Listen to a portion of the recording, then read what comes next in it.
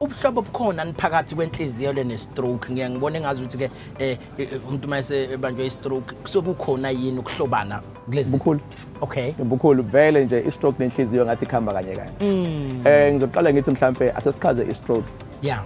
Stroke kahle kahle ngamanye amazwi kusuke kusho ukuthi kunendawo emqondweni wakho engatholi igazi. Lokhu kungenzeka ngoba mhlambe khona umthambo oqhumile ngaphakathi emqondweni osophela ngaphakathi.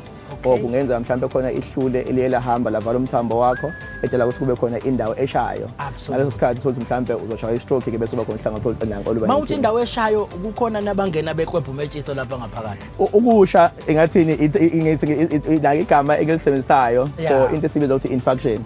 Ngamanye amazwi siyithatha nje mhlambe itshe ulibeke phezulu katshani mhlambe insuku eziningi uma usuliphakamisa uthola utshani sebushintshile ekhaya yabo so lokho kusho ukuthi utshani bese ngatholelanga sebushile yabo yini komele yenze umuntu uma esola ukuthi unesifo senhliziyo into ebalekile ngathini isifo senhliziyo sivamisa ukusibisa ukuthi it's a disease of lifestyle ngesilungu okusho ukuthi lezi izifo oyitholayo ngendlela ukuthi uphila kanjani yabo so baye bathi prevention is better than cure so kubalekile ukuthi uqale uyivikele wena qala before ufise ekutheni ukuthi khona isifo senhliziyo so mhlambe izinto esingasikhuluma ngazo mhlambe khona baye bakhuluma ngapha earlier on bechaza ukuthi iziphi izinto eziyingozi edala ukuthi ekutheni kwakho ukuthi usithola nesifo senhliziyo babalele iBP kwabalwa ushukela kwabalwa ukukhuluphala sikubiza ngeobesity kwabalwa ugwayi kwabalwa utshwala nokunga exercise ke and isikhathi esiningi abantu abaningi bathi kuthiwa exercise ucabanga ukuthi hey kumele ngigijime ngiyijimini or ngibe nemembership